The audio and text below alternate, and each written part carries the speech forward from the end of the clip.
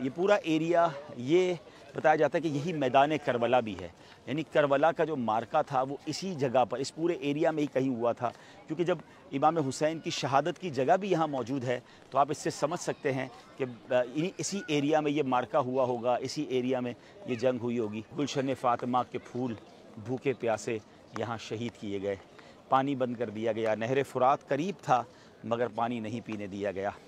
مگر ایک پرسنالٹی کا میں ذکر کرنا چاہوں گا، حضرت حر رضی اللہ تعالیٰ عنہ۔ اچھا، آپ کی شان یہ ہے کہ دیکھا جائے تو آپ وہی تھے جنہوں نے امام حسین کو کربلا کے اس میدان میں انٹرسیپٹ کیا تھا۔ آپ تو کوفہ جا رہے تھے نا، یہ ایکچولی یہ کوئی آبادی نہیں تھی، یہ پورا ایک ریگستان تھا، دریا کا کنارہ تھا، اور امام حسین کو یہاں روک لیا گیا کوفہ جانے سے۔ کوفہ میں لوگ ویٹ کر رہے تھے، بہرحال ویٹ بھی نہیں کر رہے تھے، سچی بات تو یہ کہ حضرت مسلم بن عقیل سے بے وفائی کر چکے تھے۔ حضرت حر رضی اللہ تعالیٰ عنہ نے امام حسین کو انٹرسیپٹ تو کیا، روکا تو صحیح، مگر دل میں محبت بہت تھی۔ نماز کا ٹائم ہوتا تھا تو وہ حضرت امام حسین کے پیچھے نماز پڑھتے تھے، اور امام حسین انہیں سمجھاتے بھی تھے، فرماتے بھی تھے کہ مجھے واپس جانے دو، کہ نہیں مجھے اجازت نہیں ہے آپ کو واپس چھوڑنے کی، مگر نرم رویہ تھا، بدتمیزی نہیں تھی، دل میں محبت بھی تھی۔ وہ کہتا میں کیا کروں، مجھے تو میرے ہیڈ نے بھیجا ہے۔ بہرحال پھر جب دیکھا کہ امام حسین بیعت نہیں کر رہے یزید کی، اور حر جو ہے وہ تھوڑا سا نرمی بھی کر رہے ہیں، تو اب یزید پلید نے، ابن زیاد نے 22,000 کا لشکر بھیج دیا۔ 22,000 لوگ کس کے مقابلے کے لیے آئے ہیں؟ 72۔ انہیں پتا تھا کہ یہ وہ عظیم ہستیاں ہیں جو مولا علی کا خون ہیں، یہ چند لوگوں سے ان سے مقابلہ نہیں کیا جا سکے گا۔ بہرحال اب جب 22,000 کا لشکر بھی آ گیا اور جنگ قریب ہو گئی شروع ہونے کے، امام حسین نے جب خطبہ دیا 10 محرم کو کہ لوگوں سوچو میں کون ہوں، میں کس کا نواسا ہوں، اور ایسا مت کرو میرے ساتھ، تم اللہ کے رسول کو کیا جواب دو گے؟ تو اب کیا ہوا ناظرین، حضرت حر کے دل کی دنیا بدل گئی۔ حضرت حر جو ہیں وہ ان کو بہت زیادہ کہتے ہیں تھر تھرانے لگے، کانپنے لگے۔ تو حضرت حر کے جو ساتھی تھے نا، وہ آپ کو پتہ کیا کہتا ہے، اے حر تم تو بڑے جوان مرد ہو، تم نے بڑے بڑے مارکے لڑے، یہ تمہیں کیا ہو گیا، کیوں ڈر رہے ہو؟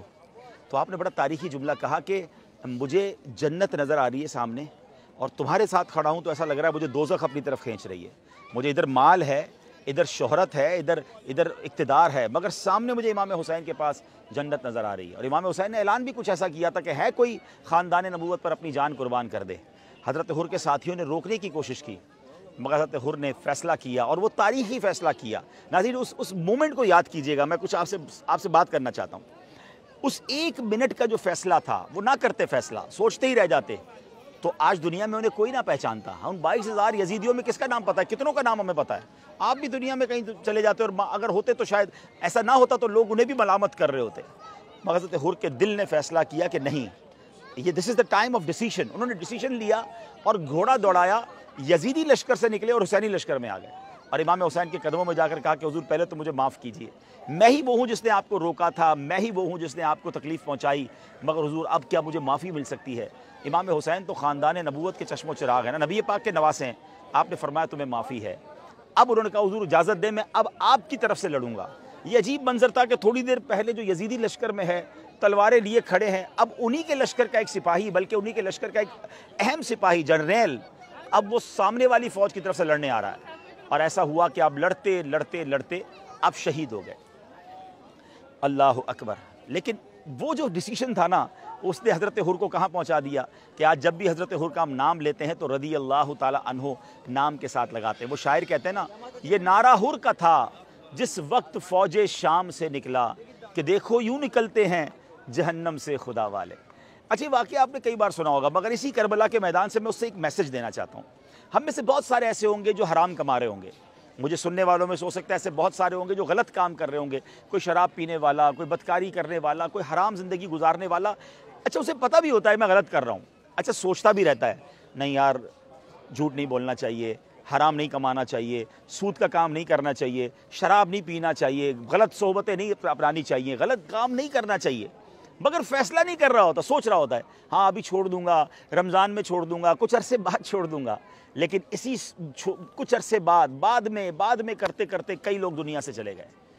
حضرت حر کا یہ واقعہ مجھے اور آپ کو جھنجھوڑ رہا ہے کہ دیر نہ کیجئے، ہمت کیجئے، نکلیے یزیدی کاموں سے۔ ہاں یزیدی کام ہی تو ہیں، یزید کے لشکر والے کیا کرتے تھے؟ شراب پیتے تھے، ناچ گانے، ڈھول تماشے، بے حیائیاں، بدکاریاں۔ نکلیے یزیدی کاموں سے، آئیے حسینی قافلے کی طرف، فیصلہ کرنا ہوگا، حرام روزی چھوڑنی ہوگی، برے کام چھوڑنے ہوں گے۔ یہ 1 منٹ کا ڈیسیشن جو ہے نا آپ کو یزیدی کاموں سے نکال کر امام حسین کے قدموں میں لے آئے گا۔ کربلا کے میدان سے دیا ہوا یہ میسج امام حسین اور حضرت عباس کے دونوں مزارات کے درمیان میں کھڑے ہو کر جو میں پیغام دے رہا ہوں، اللہ کرے یہ دل میں اتر جائے میری بات، اللہ کرے کہ ہمیں ان کی باتوں سے ہمیں یہ فیضان مل جائے، ان فضاؤں سے بھی یہ فیضان مل جائے کہ ہم سب اب امام حسین کا روضہ ہمارے سامنے ہے۔ تو پیغام قبول کیجئے، زندگی میں تبدیلی لائیے، آئیے حسینی کاموں کی طرف۔ حسینی کام کیا ہے؟ نماز پڑھنا۔ کربلا کے میدان میں بھی تو نماز پڑھی تھی نا۔ اچھا یہاں بیویاں بھی تھیں، خاندان نبوت کی خواتین تھیں، گھر کے نوجوانوں کی لاشیں پڑی ہیں مگر پردہ نہیں چھوڑا۔ تو میری بہنیں بھی کربلا کے میدان سے پیغام لے کے اب پردہ کریں گی۔ حسینی کام کیا ہے؟ نمازیں ہیں، دعائیں ہیں، سجدے ہیں، صبر بھی تو ہے نا۔ ہم میں سے بہت سارے اس وقت وہ ہوں گے جو کسی تکلیف میں ہوں گے، کوئی بیمار ہوگا، کوئی قرضے میں ہوگا، کسی کی فیملی پرابلمز ہوں گے، مگر شکوے ہیں، شکایات ہیں، اللہ کی بارگاہ میں کمپلینز ہیں۔ یہ میدان بتا رہا ہے کہ زباں پر شکوے رنج و الم لایا نہیں کرتے، نبی کے نام لیوا غم سے گھبرایا نہیں کرتے۔ میرے پیر و مرشد فرماتے ہیں نا، پیارے مبلغ معمولی سی مشکل پہ تو گھبراتا ہے، دیکھ حسین نے دین کی خاطر سارا گھر قربان کیا۔